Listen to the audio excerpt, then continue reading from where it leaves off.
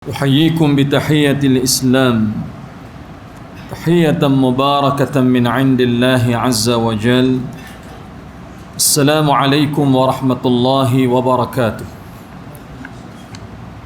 الحمد لله الذي وفقنا لطاعاته وبلغنا إلى شهر رمضان المبارك. Segala puji bagi Allah Jalla Jalaluh yang masih mengurniakan keupayaan, kudrat, tenaga untuk kita sehingga hari ini masih lagi mentaati perintahnya. Dan dialah Allah yang telah pun menyampaikan kita ke dalam bulan yang mulia ini, yaitulah Ramadan Al-Mubarak. Allahumma salli ala Muhammad wa ala ali Muhammad. Semoga selawat dan salam, berkah dan nikmat senantiasa Allah limpah dan curahkan untuk hamba kekasihnya, buat junjungan besar Nabi kita yang mulia Nabi Muhammad sallallahu alaihi wasallam. Semoga keselamatan, kesejahteraan itu bersambung untuk seluruh ahli keluarga baginda, isteri-isteri baginda dalam kalangan ummahatul mukminin, putra-putri baginda, orang-orang saleh yang telah pun Allah anugerahkan kesempatan hidup bersama dengan mereka dalam kalangan para sahabat yang datang selepas daripada mereka. Semoga Allah merahmati dan meridai kita dengan mereka, amin ya Allah ya rabbal alamin. Thumma amma ba'd. Dirahmati oleh Allah, lagi amat dikasihi dan dimuliakan Fadilatul Ustaz Tuan Imam hafizahullah ta'ala anhu, pengurusi dan pimpinan jawatan kuasa pengurusan EQS ini, seterusnya sidang jamaah ayah ibu yang dirahmati dan dikasihi oleh Allah Subhanahu wa taala sekalian. Alhamdulillah, kita seakan baru sahaja mendengar ungkapan dan ucapan selamat menyambut Ramadan, selamat beribadah di dalam bulan Ramadan, selamat meniti hari-hari yang baik di dalam bulan barakah, ahlan wa sahlan Ramadan dan seumpamanya. Tetapi hari demi hari yang telah pun kita lalui itu, akhirnya kita sedang meniti hari-hari yang terakhir. Promosi perayaan cukup luar biasa. Lagu-lagu yang membawa kepada hari raya itu berkumandang dengan penuh rancak, seakan mengiringi pemergian bulan yang penuh barakah ini. Lalu tangisan orang-orang saleh, sudah pasti mereka menitiskan air mata, kerana bukan hanya memikirkan beberapa hari yang masih berbaki, tetapi memikirkan adakah yang telah ditinggalkan beberapa puluh hari itu Allah Azza wa Jal telah pun menerimanya. Allahu Akbar. InsyaAllah kita ingin berkongsi ayat ataupun surah sebagai tema pada malam ini, iaitulah surah Al-Masad. Surah Al-Masad, surah ni dari sudut susunan tertibnya surah yang ke-111 di dalam mushaf, berada pada juzuk yang ke-30, halaman 603, kedudukan ayat paling bawah sekali daripada 3 surah yang ada di situ. Dan surah Al-Masad dia mempunyai 5 ayat, mempunyai 77 huruf, dan dia ada 24 sehingga 25 kalimah. Dan latar belakang surah ini ataupun surah ini juga dipanggil dengan nama-nama yang lain. Antaranya surah Al-Masad itu sendiri, yang kedua Tabbat, yang ketiga Abi Lahab atau surah Lahab. Nanti kita akan sentuh sikit-sikit. Baik, mengapa Allah Subhanahu wa taala turunkan surah ini? Dan sebagaimana yang disebut oleh Al-Hafiz Al-Imam Jalaluddin Abdul Rahman Ibn Abi Bakar As-Suyuti rahimahullah di dalam Lubabun Nuqul fi Asbabin Nuzul, bahkan Al-Imam Al-Bukhari rahimahullah meriwayatkan di dalam Jami' Sahih Al-Bukhari, di dalam kitab tafsir, di dalam bab surah Asy-Syu'ara, nombor hadis 4770 dengan sanad yang sahih, dan rijal kepada hadis ini adalah thiqah. Baik, ketika Allah Ta'ala menurunkan ayat wa anzir ashiratakal aqrabin, dan berikanlah peringatan itu Muhammad kepada kaum kerabat kamu yang dekat. Maksud di sini, dakwah telah mula diizinkan untuk diiklankan kepada seluruh penduduk Makkah dan seluruh manusia sejagat. Maka Rasul menaiki Bukit Safa, memanggil nama-nama melalui kabilah-kabilah mereka. Ya Bani Fihr, Ya Bani Adi. Di dalam riwayat Al-Imam Abu Isa At-Tirmidzi rahimahullah dengan sanad yang sahih, baginda menyeru melalui nama kabilah masing-masing. Ya Bani Ka'ab ibn Lu'ay, Ya Bani Abdul Manaf, Ya Bani Hashim, Ya Bani kadha wa kadha wa kadha. Kesemua mereka pada waktu itu yakhruju min buyutihim, semua keluar menuju ke medan perhimpunan. Di mana? Di Safa. Sehingga kan rajulun lam yastati' an yakhruj fa arsala rajulun akhar. Ada di kalangan mereka yang tak mampu untuk menyertai perhimpunan pada hari itu, sehingga mereka mengirim orang-orang sebagai wakil bagi pihak mereka. Ada yang hantar hamba, ada yang hantar pembantu, ada yang hantar jiran dan sebagainya, supaya mendengar apa yang ingin disampaikan oleh seorang lelaki, iaitulah Muhammad sallallahu alaihi wasallam. Baik, seusai sampai sahaja mereka, termasuk kibar di kalangan pembesar-pembesar Quraisy, tidak terkecuali Abu Lahab juga bersama dengan mereka. Ketika baginda sallallahu alaihi wasallam melihat ramainya manusia memenuhi ruangan atau tempat itu, ya ma'syaran nas, lalu Rasul menyebut, wahai sekalian manusia yang ada, ara'aitukum law akhbartukum anna khailan biwadin turidu an tughira alaikum fahal antum musaddiqi. Wahai sekalian manusia, apa pendapat kamu sekiranya aku khabarkan bahawa di belakang bukit ini telah ada satu pasukan berkuda, yang mereka ini telah bersiap siaga untuk menyerang kamu pada pagi ini atau pada waktu ini? Adakah kamu mempercayai kata-kataku? Qala ya Muhammad, ma jarrabna ilaika illa sidqan.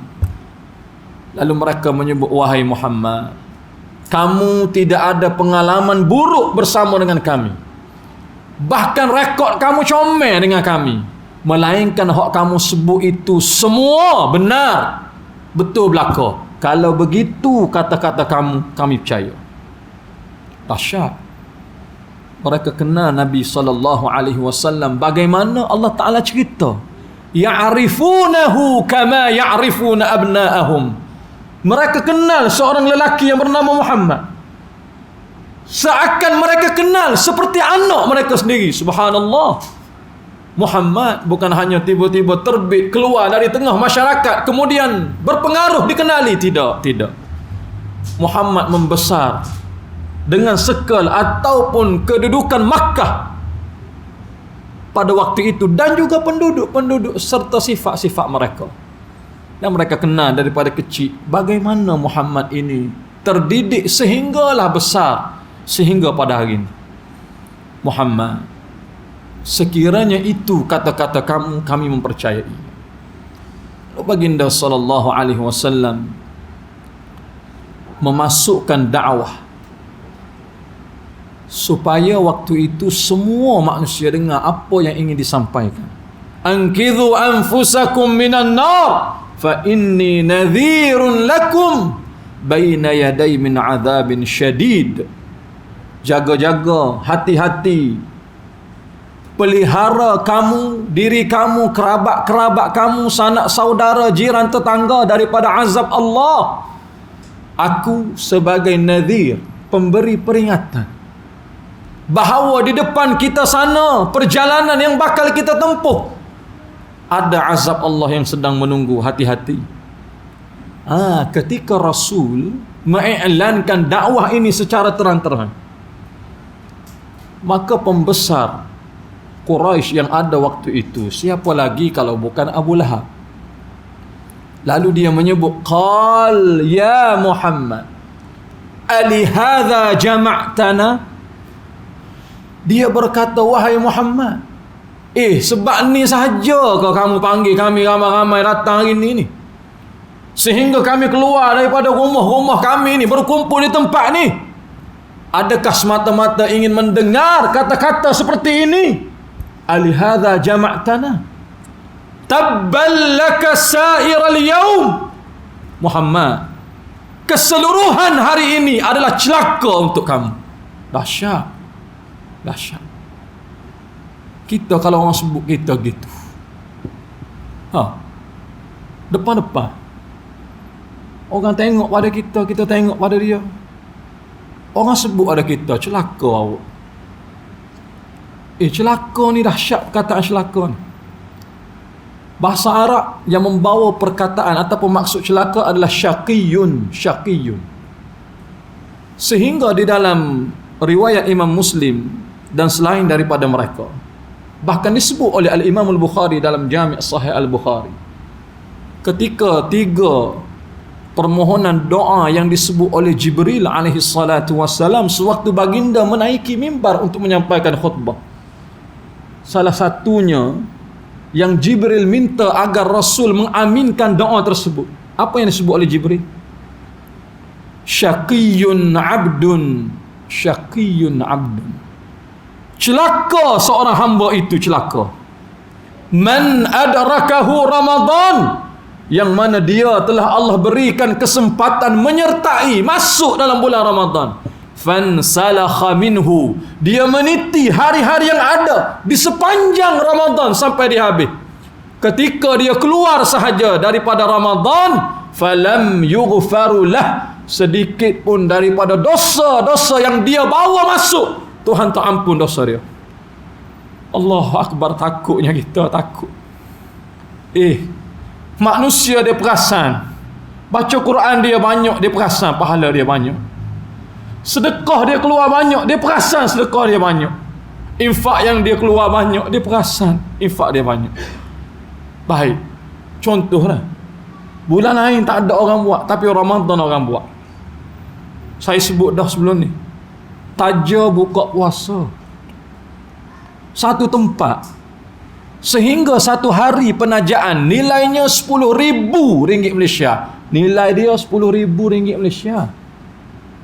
Tengok senarai dalam list tu, hamba Allah ni 5 hari nama dia. Nak tanya, kalau 5 hari berapa puluh ribu bulan ni dia belanja? Di tempat tu saja bulan ni 50,000 dia belanja. Baik, berapa banyak nama dia? Dia berada di beberapa tempat dan beberapa hari penajaan. Dahsyat. Nak tanya, bulan lain dia boleh buat? Belum tentu. Majlis khatam Quran nak jumpa bulan lain ada bila? Waktu hari nak akad nikah ada. Tu pun sepanjang hayat tak baca, hari tu dia baca. Baca tu pula syarat khatam, sebab apa? Nak ambil gambar sebagai memori indah hari akad nikah. Subhanallah. Semayang kita lama, berdiri kita lama, sehingga sakit belakang kita. Lutut kita sakit, dahi kita berbekas, tangan kita sakit, badan kita lenguh. Kita merasakan bahawa pahala kita banyak. Sedangkan Jibril minta supaya Muhammad sallallahu alaihi wasallam aminkan lelaki yang apabila diberi kesempatan Ramadan, dia keluar daripadanya, dosa itu tidak diampunkan. Baik, kalau dosa itu tidak diampunkan, agak-agak hak lain Tuhan terima ke? Belum tentu. Syaqiyun abdun, celaka seorang hamba. Maka pendekatan yang sama digunakan oleh Abu Lahab. Ya Muhammad, ali hadza jama'tana. Sebab ni sahaja kau Muhammad kamu himpunkan kami ni. Susah payah panggil kami pagi-pagi ni, sebab ni ya ke? Tabballaka sa'iral yaum, kalau sebab ni celaka kamu seluruh hari ni. Tu dia. Tabballaka sa'iral yaum, hak kamu buat hari ni menggunakan tangan kamu sendiri, semua kamu buat celaka, termasuk diri kamu. Oh, dahsyat. Sebut tu pula, kata tu pula, keluar perkataan di mana? Bukan seorang sama seorang. Depan kabilah-kabilah ni, pembesar-pembesar, termasuk setiap di kalangan mereka ada klan masing-masing. Hak ni bani sekian, hak ni bani sekian, semua menyaksikan kata-kata, mendengar apa yang disebut oleh Abu Lahab. Allah Azza wa Jal tidak memerlukan manusia lain untuk cover atau backup nabinya yang mulia. Allah Azza wa Jal menurunkan ayat ni, tabbat yada abi lahab wa tab. Celaka bagi kedua-dua tangan Abu Lahab itu, celaka. Bahkan oleh kerana kata-kata dia dalam surah ni 5 ayat, hak celaka bukan dia seorang, anak dia pun celaka, Utbah ibn Abi Lahab, dan isteri dia Ummu Jamil pun celaka juga. Oleh kerana ayat ni ataupun surah ni, surah Al-Masad. Al-Masad maksudnya tali yang dipintal, yang dibuat daripada sabuk. Kalau mudah gini, tali sabuk kelapa tu, dia sulam tak, supaya dia kemah, padu. Kalau kita ikat apa-apa pun susah nak putus. Gitu. Baik, kenapa dikenali dengan surah Al-Masad, perkataan Masad tu, bagi ayat yang kelima tu? Fi jidiha hablum min masad. Kerana kalung yang sama, tali itu akan dikalungkan kepada Ummu Jamil, isteri pada Abu Lahab. Baik, apa yang Ummu Jamil buat? Setiap kali Rasul sallallahu alaihi wasallam yang mulia keluar dari rumah, menuju ke tempat-tempat nak dakwah, nak cerita tentang agama, ajak orang masuk Islam, offer agama tauhid, nak sebar dakwah, dia akan pikul kayu-kayu api berduri, dia ikat comel-comel, molek-molek, kemudian dia sangkut atas belakang dia letak di sepanjang jalan hak Muhammad lalu, dengan harapan Muhammad tersadung, kena duri itu luka. Tuh. Bahkan dia bersumpah, kata Ibnu Katsir ketika mensyarahkan hadis ni, Ummu Jamil dia bersumpah, dia ada satu kalung permata yang cukup dia kasih, dia sayang, dan dia bersumpah, aku sanggup jual harta ni demi Latta dan Uzza untuk memerangi agama Muhammad. Aku tak redha sehingga mana dia masih hidup. Tuh isteri. Ui, dahsyat. Sebab itu dalam banyak-banyak nama tu, Tabbat Masad Abi Lahab atau Lahab. Lahab ni bermaksud cahaya yang terhasil daripada bahan bakar. Kalau welding kan ada percikan api tu. Tu Lahab. Abi Lahab dinisbahkan kepada lelaki Abdul Uzza, yang mana dia ni seorang yang bercahaya. Bukan bila kita tengok, oh silaunya dia muka, bukan. Wajah dia jernih, comel orang, comel molek pula. Dan bila orang tengok menyejukkan hati. Tapi bila orang dengar kata-kata dia, oh sakit hati. Sakit sungguh. Macam gitu tengok dia ni macam tak kenal sangat, tapi mungkin boleh aku nak bincang dengan dia. Tengok perangai tu dia. Dengar pada syaitan pun istighfar dengan perangai dia. Syaitan istighfar. Kerana apa? Wajah tidak mencerminkan akhlak. Tidak. Akhlak itu akan mencerminkan wajah sebenar.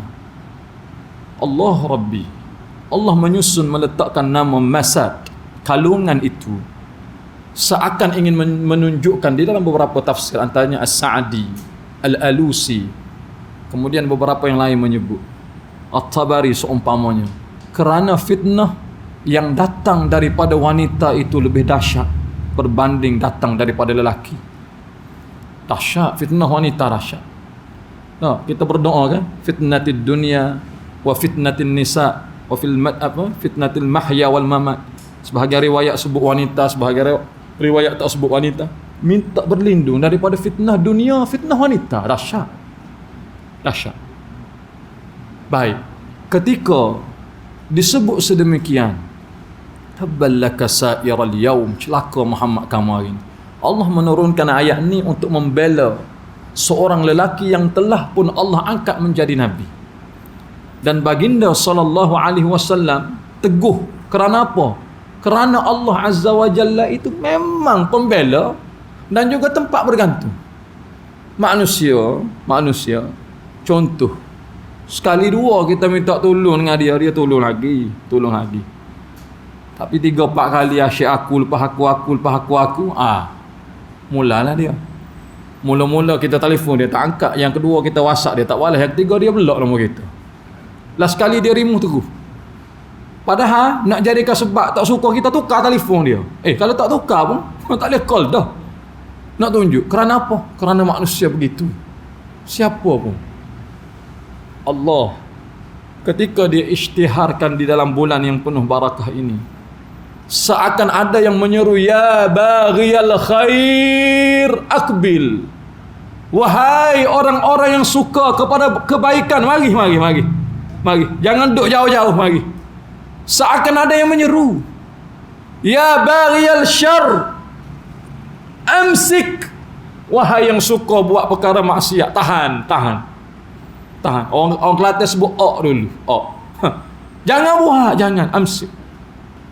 Dan ketika Ramadan itu datang, kita boleh tengok manusia ni, watak dia lain. Cuma apabila keluar sahaja, dia akan tunjuk wajah yang sebenar. Subhanallah. Baik, kita meniti hari-hari terakhir. Bahkan bukan 10 malam terakhir, 4 hari dah terakhir. Yang masing-masing target, mudah-mudahan di sepanjang 10 ni satu malam kena pada malam Al-Qadar. Itu yang Tuhan janjikan. Baik. Dalam Sahih Al-Bukhari yang diriwayatkan oleh Ubadah ibn Samit, nombor hadis 2023 dengan sanad yang sahih. Rijal kepada hadis ni ada 4 orang, semuanya thiqah dan adil.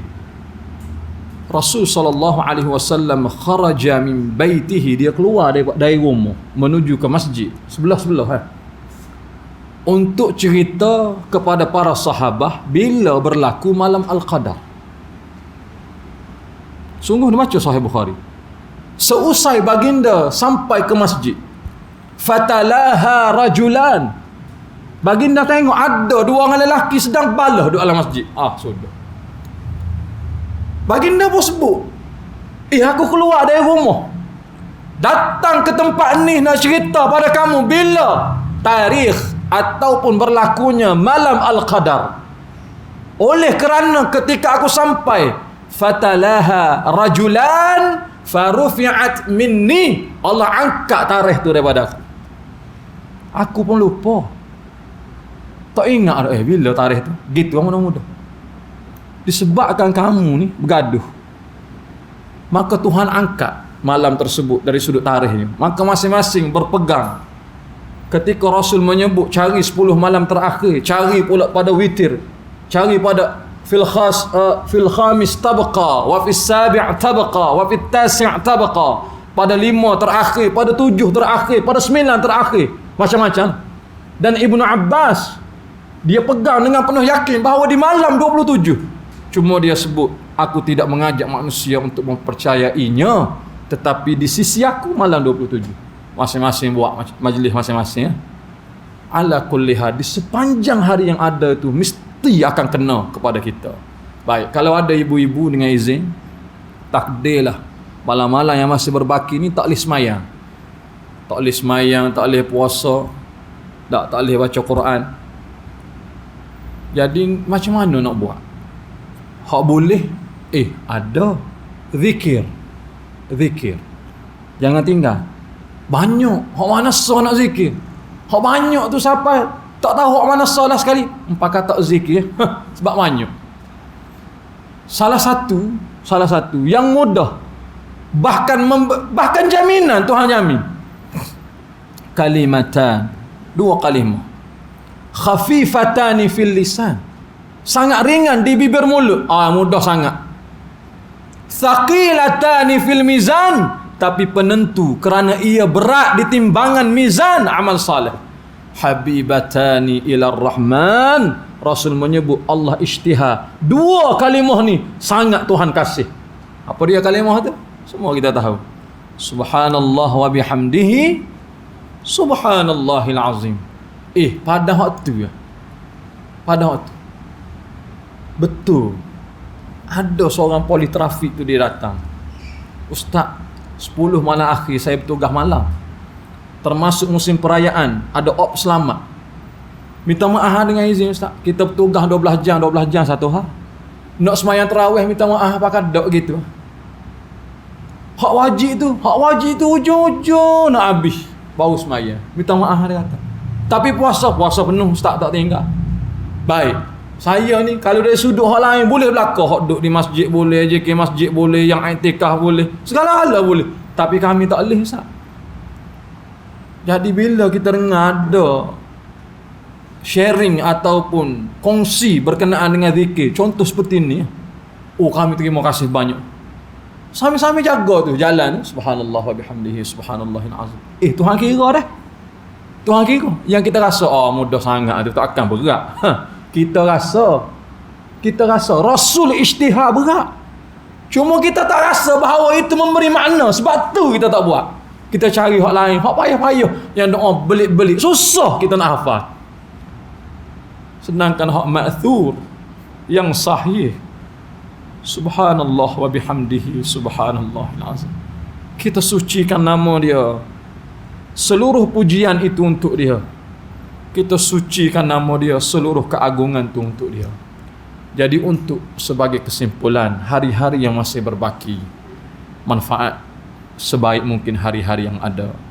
Kalaupun belum banyak bacaan Al-Quran kita, perbanyakkanlah sedikit.